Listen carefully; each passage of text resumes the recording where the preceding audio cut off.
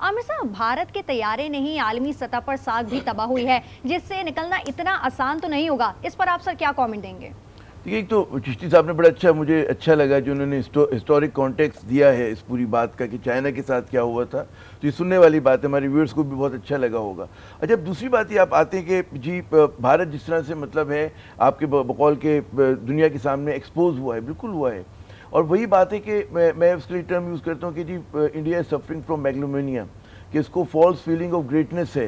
ये समझता है कि जी हम कोई बहुत बड़ी ताकत हैं और हम क्योंकि चौथी बड़ी मईशत दुनिया की बन गए और हमारा साइज़ पाकिस्तान के मुकाबले में 4-5 गुना ज़्यादा है, तो अब हम लोग जो है कहते हैं इलाके के बुली का किरदार अदा कर सकेंगे।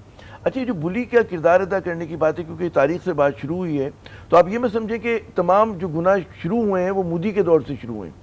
अगर आप जवाहरलाल नेहरू को पढ़ें तो जवाहरलाल नेहरू ने अपनी किताब डिस्कवरी ऑफ इंडिया में लिखा था, जब कहते हैं ना कि पार्टीशन से पहले भी, कि जो वो एक इंडिया का रोल देख रहे थे भारत का, वो ये था कि जी दुनिया में उसको किरदार अदा करना है और हेजेमनिस्टिक उसकी उनकी ख्वाहिश थी कि जी साउथ एशिया में भी हो और दुनिया में भी एक एज ए सुपर पावर देखा जाए।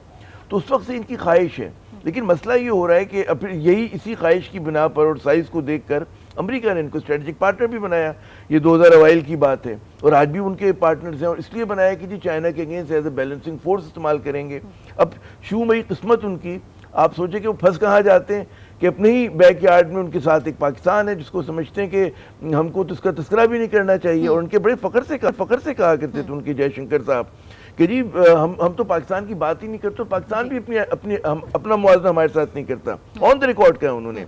अब हुआ ये कि इस पूरी जंग 4 रोज़ा जंग के बाद वो जो इन्होंने बड़ी मुश्किल से कहते हैं ना कि डीहाइफनेट किया था पाकिस्तान इंडिया, वो रीहाइफनेट हो गया है, ठीक है। और अब जो भी बात कहते हैं ट्रम्प से लेके दुनिया में, तो आप फिर वहीं पे आके खड़े हो गए जिससे आपने छुटकारे के लिए बड़ी जिद्दोजहद की थी, बड़ी सही की थी। तो ये तो भारत के साथ एक साइकोलॉजिकल बहुत बड़ा झटका लगा है उनको। मैं ये नहीं कह रहा, देखिए 4 रोज़ा जंग में ये कहना गलत होगा कि कोई डिसाइसिव विक्ट्री हो गई। हमारी विक्ट्री भी एक तरह की सिंबॉलिक है कि हमने डिफेंड किया और जो अग्रेसर था हमने उसका we gave him a bleeding nose, वो ठीक है, वो चला गया। लेकिन कोई स्ट्रेटेजिक विक्ट्री तो जाहिर है कि ना उनको हुई है ना हमें हुई है।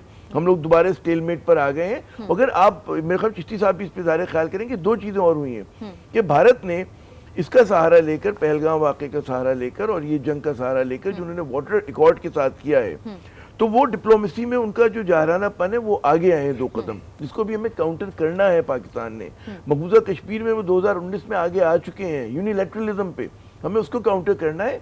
तो ये एक हमारी सिंबॉलिक विक्ट्री है, लेकिन हकीकतन 2 उन्होंने जो मेरे ख्याल में पाकिस्तान को तकलीफ देने वाले जो काम किए हैं, मकबूजा कश्मीर को यूनियन टेरिटरी में शामिल करना और इंडस वाटर ट्रीटी को जो है उन्होंने बाइंड्स में डालना, तो ये दोनों चीजें हैं और इस पर मेरे ख्याल में आगे भी बात करने का मौका मिलेगा। अच्छा चिश्ती साहब, होना तो ये चाहिए था कि भारत में उन सियासी और फौजी रहनुमाओं से जवाब तलबी की जाए जिन्होंने झूठी ताकत का, मगर क्या ऐसा होगा?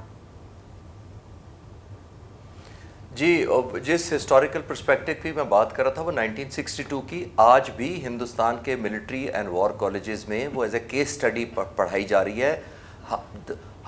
आइडियल, जिसको कहते हैं ना ideal non cooperation and non coordination between military and armed forces and civilian government, ये आज पढ़ाई जाती है उधर कि कैसे इससे ज़्यादा वर्स्ट किस्म की नॉन कोऑर्डिनेशन नहीं हो सकती।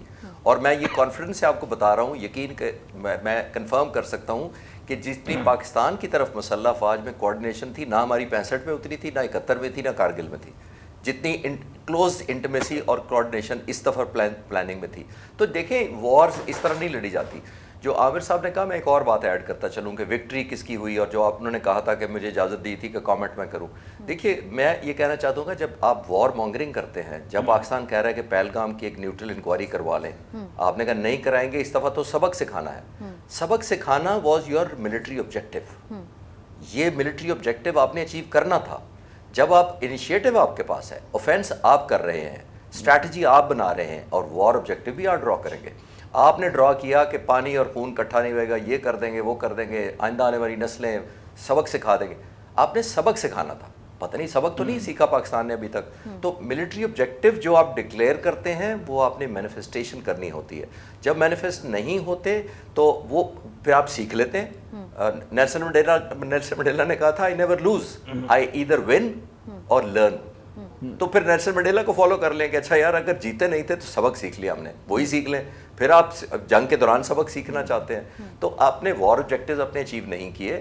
آپ نے وار آبجیکٹیو نہیں کیے تو قوم آپ کو اکاؤنٹیبل کرے گی, چاہے وہ میڈیا کرے, چاہے وہ جرنلسٹ کریں, چاہے وہ ریسرچرز کریں, کوئی بھی کرے, آپ نے اکاؤنٹیبلٹی دینی ہے آپ نے.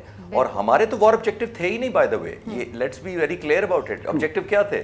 اپنی سوورینٹی کا ڈیفینڈ کرنا, اپنے آنے والی نسلوں کا محفوظ رکھنا, ہمارے تو یہ آبجیکٹیو تھے. ہم نے تو کوئی قبضہ نہیں عامر کرنا صاحب اس پر بھی آپ کامنٹ کیجئے گا جو کہ خالد صاحب فرما رہے ہیں, اور عامر صاحب یہ بھی بتائے گا کہ بے شک ہمیں فتح جو ہے وہ نصیب ہوئی, مگر دشمن سے اب بھی ہوشیار ہمیں رہنے کی بھی ضرورت ہے, اور بعد حکومتی وزراء کو اب تھوڑا ٹھنڈا نہیں ہو جانا چاہیے. کیا کہیں گے سر آپ اس پر؟ دیکھیے پہلی بات یہ یقیناً آپ نے بالکل درست کہا کہ ہمیں چوکنا رہنا ہے, ہمیں ہر دم تیار رہنا ہے, اور یقیناً جو پاک فوج ہے, ہماری ایئر فورس ہے, نیوی ہے, وہ 24/7 کیا 365 ڈیز جو ہے ہر لمحے پہ تیار ہے. اس کے ساتھ ساتھ جو ہمیں کرنا ہے کہ ظاہر ہے کہ پاکستان کی دنیا میں جب بھی لڑائی ہوتی ہے یا جو فوجی طاقت ہوتی ہے, مرہون منت ہوتی ہے معیشت کی. اور مجھے پرویز مشرف صاحب کا بڑا اچھا ایک جملہ یاد ہے, وہ کہا کرتے تھے کہ جی اگر آپ کو ڈیفینس بجٹ پہ لوگ اعتراض کرتے تھے تو کہتے ہیں اگر آپ GDP کا سائز بڑھا دیں تو ڈیفینس بجٹ آپ زیادہ بھی خرچ کر رہے ہوں گے تو زیادہ نہیں لگے گا. تو جتنی ہماری معیشت مضبوط ہوگی, آپ سوچیں نا کہ ہم تو بھارت کے مقابلے میں مطلب بہت کم ہمارا ڈیفینس بجٹ ہے, مطلب ہے $10 بلین ہے if I'm not wrong, اور ان کا تو بہت ہم سے زیادہ ہے. تو ہمیں ضرورت ہے کہ ہم زیادہ پیسے خرچ کریں ڈیفینس کے اوپر, لیکن اسی وقت کر سکتے ہیں کہ ہماری معیشت مضبوط ہوگی. اس کے لیے ملک میں ہمیں سیاسی استحکام کی ضرورت ہوگی, ٹھیک ہے نا. وہ ان چیزوں کے لیے ہماری سویلین لیڈرشپ کو کام کرنا ہے. جب ہم آپس میں الجھے ہوئے ہوں گے, اللہ نے ہمیں ایک مطلب ہے کامیابی دی, بڑی کامیابی ہے, لیکن اس کو اگر قائم رکھنا ہے تو اس کے لیے ہمیں تیاری کرنی ہوگی, اور دشمن کو کبھی بھی ہلکا نہیں لینا چاہیے. بھارت کی دیکھیں نا معاشی طاقت ہم سے زیادہ ہے, تسلیم کریں اس بات کو, ابھی بھی اسٹریٹجک پارٹنر ہے, ٹھیک ہے. ٹرمپ کے ساتھ, Trump is an erratic character of international politics, اور وہ ابھی ایک بات کر سکتے ہیں, کل کو وہ دوسری بات کر سکتے ہیں. تو اس کے اوپر ہمیں یہ نہیں کرنا چاہیے, ہمیں دیکھنا چاہیے کہ جی لانگ ٹرم میں انڈیا اور امریکہ کہاں ساتھ کھڑے ہوئے ہیں. اور یقیناً ہمیں ایک بینڈ وڈتھ مل گئی ہے ان سے بات کرنے کی, امریکہ سے, بڑی اچھی بات ہے.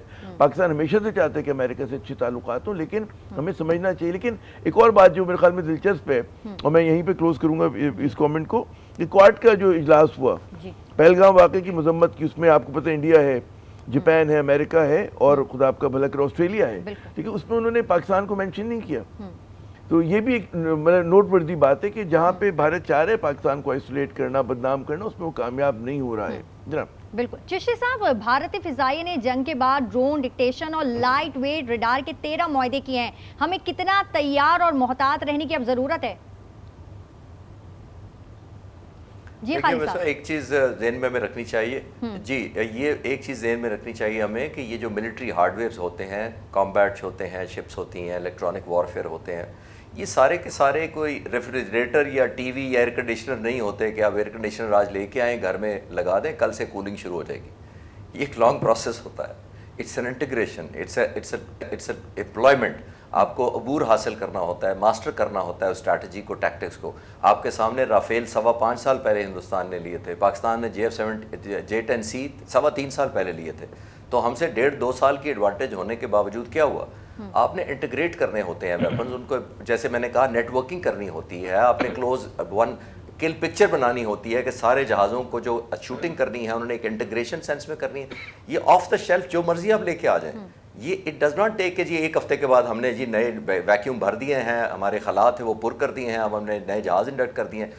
کوئی آپ نے فوٹو شوٹ تو نہیں کرنا, آپ نے امپلائی کرنا ہے ان کو, صرف ٹارمیک پر کھڑے کر کے آپ نے ایروبیٹکس نہیں کرنے ان کے ساتھ. تو امپلائمنٹ میٹر کرتی ہے. تو میرا نہیں خیال, الرٹ ہمیں بالکل رہنا چاہیے. We must as Pakistani people and armed forces add value to victory, جس کا مطلب میں یہ کہنا چاہ رہا ہوں کہ اپنی وکٹری میں ویلیو ایڈ آرم فورسز نے کرنی ہے, کہ ہمارے اگر کوئی اور ویکیوم ہے ہمیں اور امپروو کرنے کی ضرورت ہے وہ کرے.